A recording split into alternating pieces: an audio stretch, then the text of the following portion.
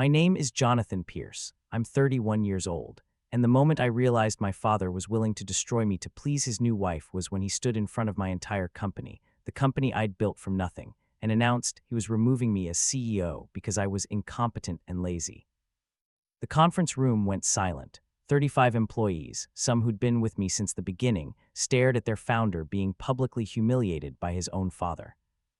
Effective immediately, my father continued, his voice firm and authoritative, I will be assuming operational control of Pierce Technologies. My stepson Brandon will take over as CEO. Jonathan will be transitioned out of the company entirely. I sat at the head of the table, my table in my conference room, in the building I'd leased with my own money, and watched my entire world get stolen. My stepmother, Patricia, sat beside my father with a satisfied smile. Brandon, her son, looked uncomfortable but didn't object. And my team looked at me with a mixture of pity and confusion. What none of them knew, what my father and his new family couldn't possibly have known, was that this company, Pierce Technologies, the one they were so eager to steal, was already a shell. The real value, the intellectual property, the patents, the technology that made Pierce Technologies worth anything at all, had been sold 3 months ago. To Apple. For $127 million. And I was the only person who knew. But I'm getting ahead of myself. Let me start at the beginning, because the betrayal didn't start in that conference room. It started 15 years earlier, when my mother died. I was 16 when my mother, Elizabeth Pierce, lost her battle with cancer. She was a remarkable woman, a patent attorney who'd built a successful practice, invested wisely, and created a comfortable life for our family. When she died, she left everything to me in a trust, her practice, her investments, her life insurance, and her house. Total value, approximately $3.2 million. The trust was structured to pay out when I turned 25, with my father serving as trustee until then. My father, Richard Pierce, was a mid-level corporate executive, good salary, nothing extraordinary. He'd always lived slightly above his means, the kind of guy who needed the new car and the country club membership to maintain appearances. My mother's death devastated him, or so I thought at the time. He grieved for exactly 6 months. Then he met Patricia. Patricia was a divorced real estate agent with 2 kids, Brandon, who was 2 years younger than me, and Ashley, who was 12. She was attractive, charismatic, and very interested in my recently widowed father, who just inherited control of a $3.2 million trust. They married 8 months after my mother's death. I was 17, still processing my grief, when suddenly I had a stepmother and 2 step-siblings moving into my childhood home. The dynamics shifted immediately. Patricia had opinions about everything: how the house should be decorated, my mother's things went into storage, what we should eat, my mother's recipes were too heavy, how I should spend my time less moping, more family activities. My father, desperate to make his new marriage work, went along with everything. Brandon was given my mother's home office for his bedroom because he needed space. Ashley got my mother's jewelry to make her feel part of the family. And I got a lecture about being welcoming and flexible.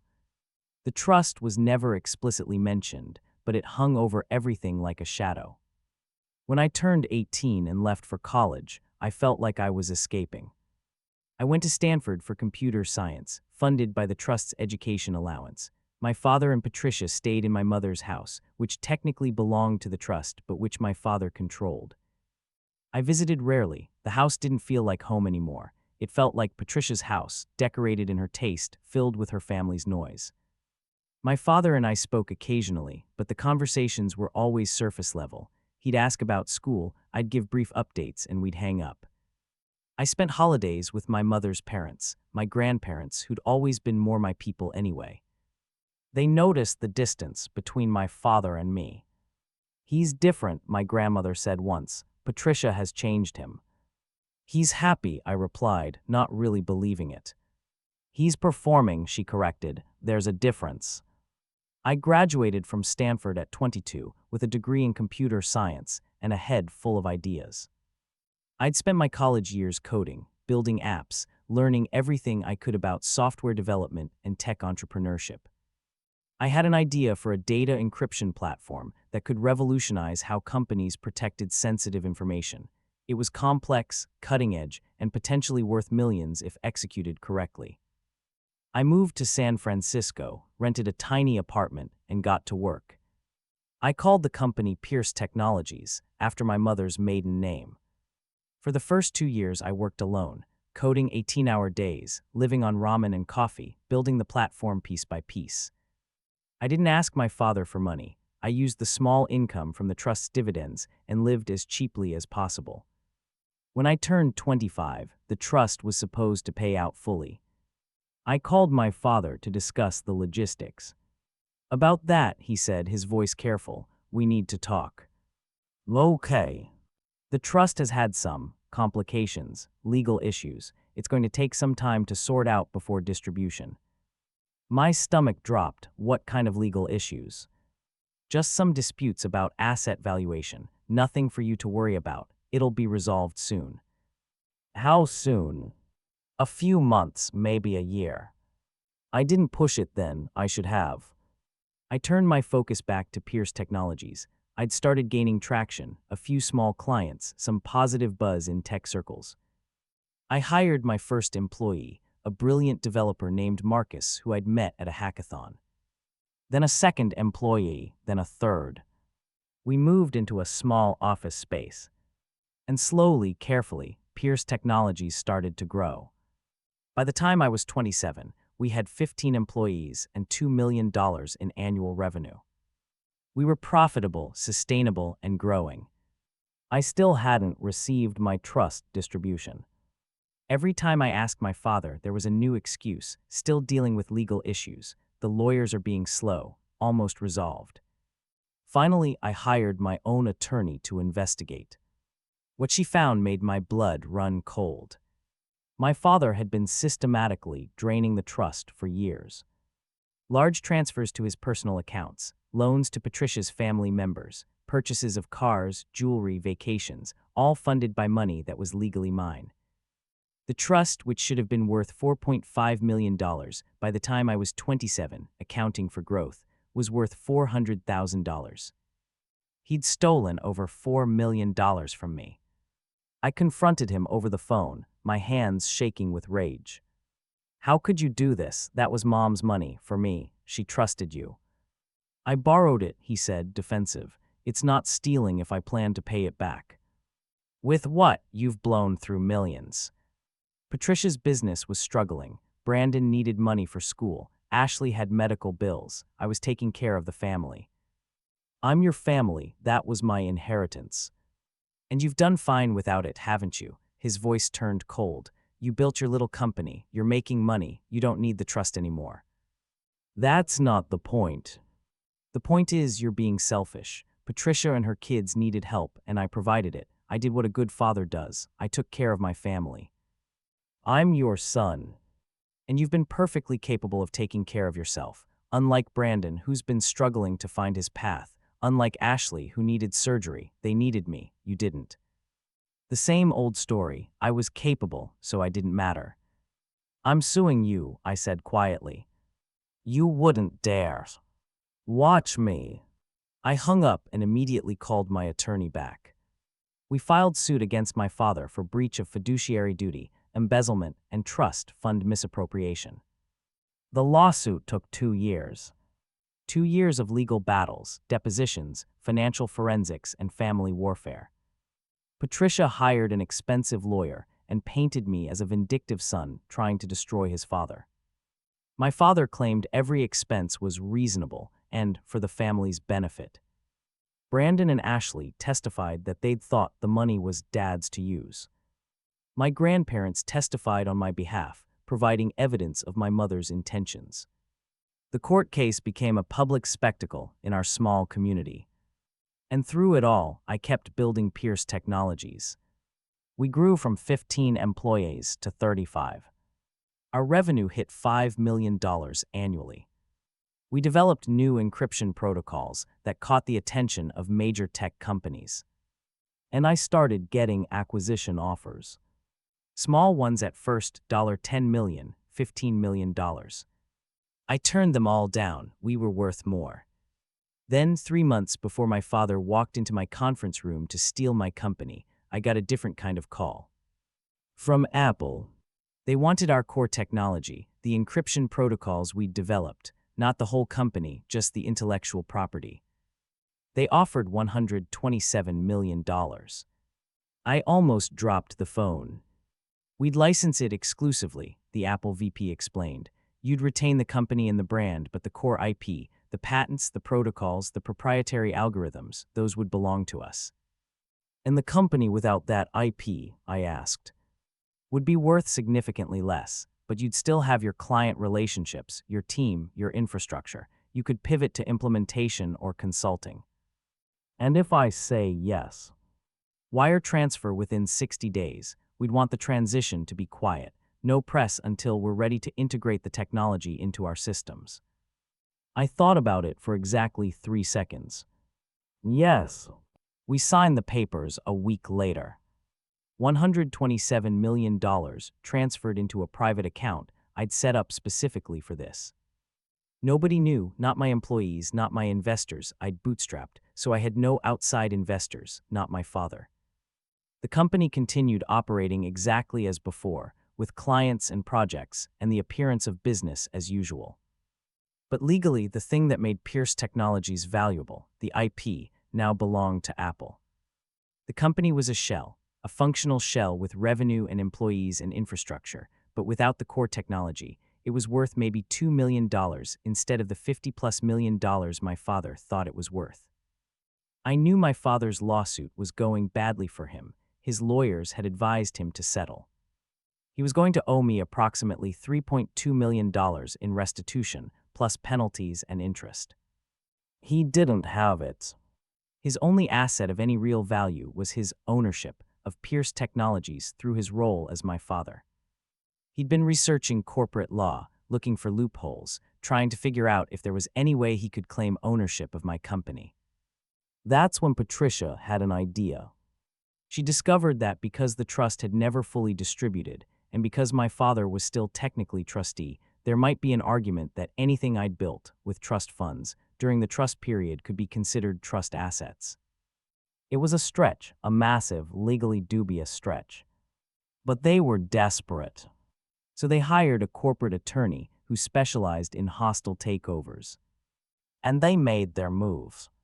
The day my father walked into my conference room, he came with documents. Forged documents, as I'd later prove. He claimed he had board authority. I was the only board member. Shareholder rights, I was the only shareholder. And trustee privileges, the trust had been empty for years. But in that moment, in front of my shocked employees, he announced his takeover with complete confidence. I've consulted with our attorneys, he said, gesturing to a lawyer who'd accompanied him. And given the complex financial relationship between Jonathan and the family trust, I'm exercising my rights as trustee to assume control of Pierce Technologies until the lawsuit is resolved. You can't do that, I said calmly. I already have. Security will escort you out. You're no longer welcome in this building. My employees looked horrified. Marcus started to stand. This is insane. This is a family matter and a legal one, my father cut him off. I suggest you all get back to work. Your employment is secure. Only the leadership is changing. I stood slowly, my heart pounding but my mind clear. Fine, I said. That surprised him. He'd expected a fight. Fine, he repeated. You want the company, take it. I'm done fighting with you. I walked out of that conference room, rode the elevator down, and left the building. Marcus called me 10 minutes later. What the hell was that? Exactly what it looked like. He stole my company. We can fight this. This is illegal.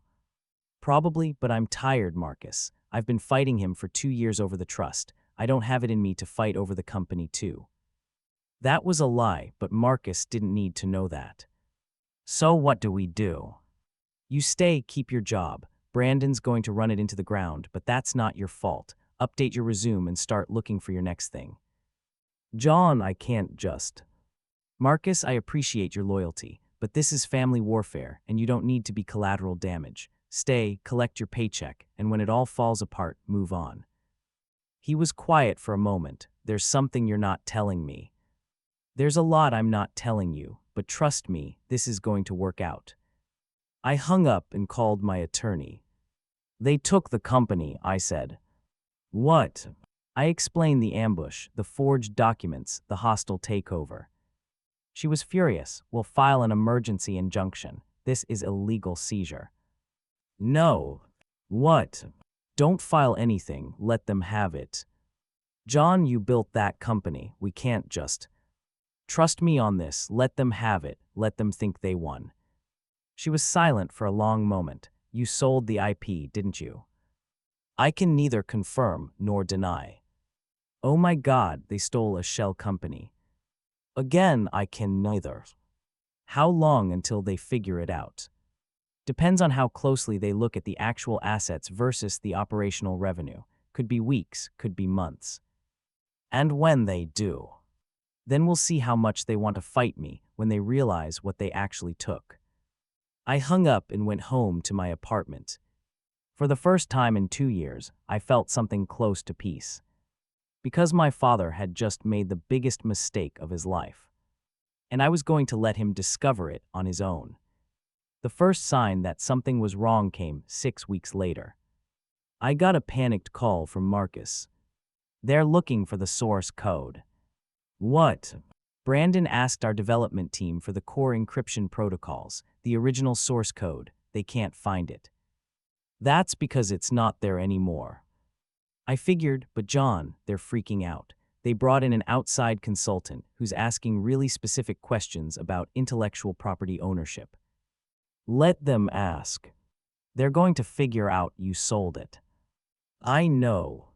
Shouldn't you be worried? Not even a little bit. Another 3 weeks passed. Then I got a call from a number I didn't recognize. I answered. Jonathan, it's Brandon. Hey, we need to talk about the company. I don't work there anymore, remember? Dad fired me. Yeah, about that. Look, there's been some confusion about the IP, about what assets are actually here. Did you sell the encryption protocols? I did. Silent. When? 3 months before Dad stole the company. To who? That's confidential. John, this is serious. Without that IP, the company is worth about 2 million instead of 50 million. I know. You know. Of course I knew. I'm the one who built the technology. So you let us take over a worthless company. I let you take over exactly what you stole. The company still has clients, revenue, infrastructure. You can keep operating. You just can't claim ownership of technology you never built. This is sabotage. No, Brandon, this is consequences. Your mother and my father decided to steal my company. They got what they stole. Not my fault they didn't do their due diligence. We're going to sue you. For what? Selling IP I owned before the takeover. Good luck with that. He hung up. 20 minutes later, my father called. What the hell did you do? He was screaming, actually screaming. I built a company, you stole it. I sold the valuable part before you could take it. Pretty straightforward. You sabotaged us. I protected my assets. There's a difference. We'll sue you for fraud, for corporate espionage. Dad, I was the CEO. I had every legal right to sell company IP, and I did it before you took over. You have no case. You're destroying this family. No, I said, my voice cold. You did that when you stole from Mom's trust. I'm just making sure you can't steal anything else. That company was supposed to pay off your lawsuit settlement. We owe you $3 million. I know. We don't have it. I know that too. So what, you're just going to bankrupt us, take everything? I'm going to take what you stole from me. What happens to you after that isn't my concern. I hung up. That night I slept better than I had in years. The lawsuit settlement came through 2 months later. The court ordered my father to pay me $3.4 million in restitution, plus $800,000 in penalties and legal fees. Total $4.2 million. He had 90 days to pay. He didn't have it. His only substantial assets were my mother's house, now worth about $900,000. His ownership stake in Pierce Technologies, now worth about $2 million, and declining as clients figured out the IP was gone. His retirement accounts, about $300,000. Patricia's real estate business, worth maybe $200,000. Even if he liquidated everything, he'd be short by at least $1 million. He tried everything. He tried to negotiate a payment plan. I refused. He tried to declare bankruptcy. My attorney blocked it as fraudulent transfer. He tried to get Patricia to hide assets. We'd already frozen their accounts. And then, in desperation, he did something that would ultimately destroy him completely. He tried to forge my signature on a loan document. He created paperwork claiming I'd agreed to loan him the settlement amount, with repayment terms that would take 40 years. He submitted it to the court. My attorney caught it immediately. "John, your father just committed a felony." "What?" She explained the forged loan document. "He submitted this to the court as evidence that you'd agreed to alternative settlement terms, but the signature is forged, the notary is fake, and the whole thing is fraud." "So what happens now?" "Now I report it to the authorities. This isn't just civil court anymore. This is criminal." "Do it." She hesitated. "You're sure he's your father if we press charges?" "He stole my mother's trust fund. He stole my company or tried to, and now he's forging legal documents. He's not my father anymore. He's a criminal." She filed the report that afternoon. The police arrested my father 3 days later. The charges: forgery, fraud, contempt of court, obstruction of justice. Patricia was arrested as an accessory. She'd notarized the fake document using a fraudulent notary stamp. The bail was set at $500,000 each. They couldn't make it. They sat in jail for 2 weeks before their public defender managed to get bail reduced to $100,000 each. They mortgaged my mother's house to make bail. The trial was set for 6 months out. During those 6 months, everything fell apart for them. Pierce Technologies, now being run by Brandon, who had zero technical knowledge, lost client after client. Employees quit. Revenue plummeted. Within 4 months, the company was worth less than its debts. Brandon tried to sell it. No one would buy it. He tried to sue me for the IP. The case was dismissed immediately. He tried to shut it down gracefully, couldn't afford the severance payments. Pierce Technologies, the company I'd built from nothing, died a slow, ugly death in my father's hands. I watched from a distance, feeling nothing. Meanwhile, my father's legal situation got worse. The prosecution added additional charges when they discovered he'd also forged documents related to the trust years earlier. What started as a relatively straightforward fraud case became a pattern of criminal behavior spanning 15 years. The evidence was overwhelming. My attorney provided documentation of every forged signature, every fraudulent transfer, every illegal action my father had taken. The trial lasted 3 weeks. My father's defense was essentially, I was trying to take care of my family. The jury deliberated for 6 hours. Guilty on all counts. Sentencing 8 years in federal prison. Patricia got 4 years for her role as an accessory. My mother's house was seized to pay the settlement. Their retirement accounts were drained. Patricia's business collapsed. And Brandon and Ashley, who'd enjoyed years of luxury funded by money stolen from me, suddenly found themselves with nothing. Brandon called me the day after sentencing. "Are you happy now?" His voice was bitter. "You destroyed them." I held them accountable. There's a difference. They're going to prison because of you. They're going to prison because of their choices. They stole, they lied, they forged documents. Those are crimes, Brandon. What are we supposed to do? Ashley and I have nothing. Mom's in prison. Your dad is in prison. The house is gone. Get jobs, figure it out. Like I had to when your mother convinced my father to steal my inheritance. We didn't know about that. Didn't you? You lived in luxury for years. You never questioned where the money came from. You took my mother's office, her jewelry, the life she built, and you never once thought about whether you deserved it. We were just kids. You were old enough to know right from wrong. You just didn't care because you were benefiting. I hate you, he said quietly. I don't care, I replied, and I hung up. 6 months after my father went to prison, I did something I'd been planning for a while.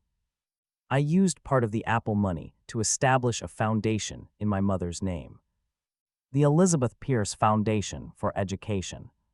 Purpose: providing scholarships to children who'd lost a parent and were trying to fund their own education. Initial endowment, $20 million. I announced it at a press conference, standing in front of cameras, explaining that my mother had always believed in education and independence. She taught me that real success isn't about what you inherit, I said. It's about what you build. This foundation is for kids who have to build their own path because circumstances took their support system away. A reporter asked, "Your father was recently sentenced to prison for embezzling your inheritance. Is this foundation a response to that?" I thought carefully before answering. This foundation is a response to my mother's legacy. What my father did was his choice. What I choose to do with my success is mine. I'm choosing to honor the woman who taught me everything that matters. Have you spoken to your father since sentencing? No. Do you plan to? No, we have nothing left to say to each other. The foundation made national news. The contrast was stark. Son builds $20 million charitable foundation while father sits in prison for stealing his inheritance. Public opinion was overwhelmingly on my side. But I didn't do it for public opinion. I did it because it was what my mother would have wanted. A week after the press conference, I got a letter. From prison. From my father. I stared at it for a long time before opening it. Jonathan, I saw the news about the foundation. Your mother would be proud. I know I have no right to say that. I know I destroyed any claim I had to your respect or your forgiveness. I've had a lot of time to think in here about the choices I made, about Patricia, about you. When your mother died, I was lost. She was the strong one, the smart one. I was always just there, riding her success. When Patricia came along, she made me feel important, needed. She told me I deserved more than I had, that I shouldn't settle for being in Elizabeth's shadow. So I took the money, first a little, for things we needed, then more, then I couldn't stop. Every time you accomplished something, Stanford, your company, your success, it reminded me of your mother, and it reminded me that I was failing you the way I'd failed her. Patricia convinced me that taking your company was just securing what the family deserved, that you owed us for raising you. But that was a lie. I owed you everything, the trust, the support, the love your mother would have given you. I can't give any of that back. But I want you to know I see what you've become, and you did it despite me, not because of me. I'm sorry, it's too little, too late, but I needed to say it. Dad, I read it 3 times. Then I put it in a drawer. I didn't respond, not because I was angry, but because there was nothing left to say. Some relationships, once broken, can't be repaired. And that's okay. 5 years later, epilogue. I'm 36 now.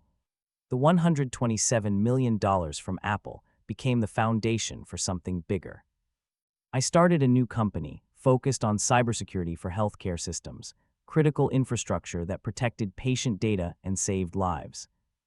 We grew rapidly. Within 3 years, we had contracts with major hospital networks across the country. 2 years ago, we went public. Market valuation, $2.3 billion. My stake, approximately $890 million. I'd gone from having my inheritance stolen to being worth nearly $1 billion. And I'd done it entirely on my own. The Elizabeth Pierce Foundation has now provided scholarships to over 500 students. Kids who lost parents, who had to work their way through school, who built their success from nothing. Every year I attend the scholarship ceremony and shake each recipient's hand. Your parent would be proud, I tell them. Some cry, some smile. All of them understand what it means to build something from grief. My father is still in prison. He has 3 years left on his sentence. Patricia was released last year. She moved to another state. I heard she's working as a secretary somewhere. Brandon and Ashley both struggled for a while after everything collapsed. Ashley eventually got her life together, went back to school, and became a nurse. She sent me a card once thanking me for not including her in the lawsuits. I never responded, but I respected her path. Brandon was less successful. He bounced between jobs, struggled with depression, and eventually moved in with Patricia. I heard through mutual acquaintances that he blames me for destroying the family. I don't care. Last month, my father's lawyer contacted me. He's up for early parole. Part of the process involves victim impact statements. They asked if I wanted to submit one. I thought about it for a week. Then I wrote, Richard Pierce stole my inheritance, my company, and years of my life fighting legal battles, but he didn't steal my future. I built a successful career, created a foundation in my mother's name, and helped hundreds of students who remind me of myself. He's my father biologically, but he stopped being my dad the moment he chose theft over honesty. I don't forgive him, but I don't need to. I've moved on. Whether he gets parole is irrelevant to me. He's no longer part of my life, and he never will be again. Jonathan Pierce. The parole board denied his request.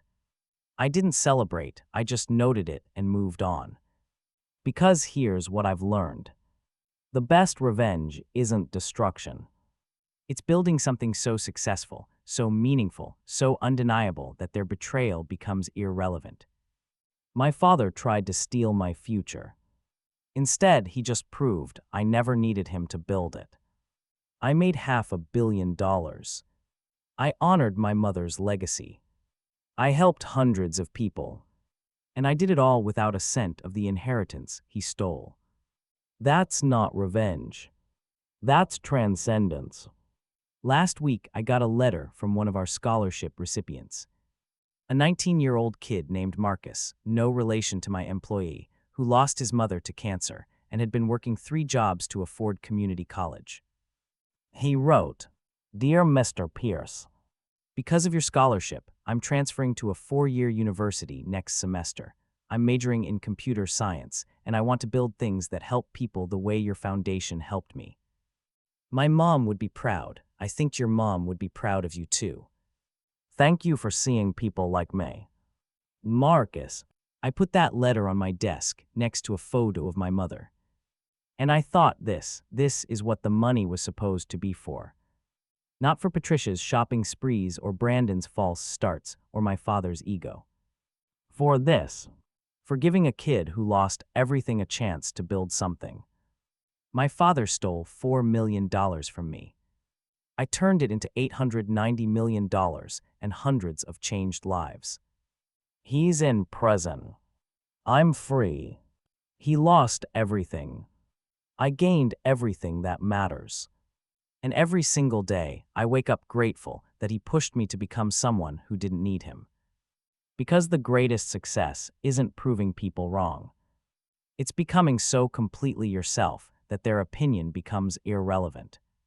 My father thought I was weak, dependent, someone he could control. I proved him wrong by not even bothering to fight. I just built something he couldn't touch. And now, sitting in my office, looking at that scholarship letter, I realize I won, not because I destroyed him, but because I created something he never could.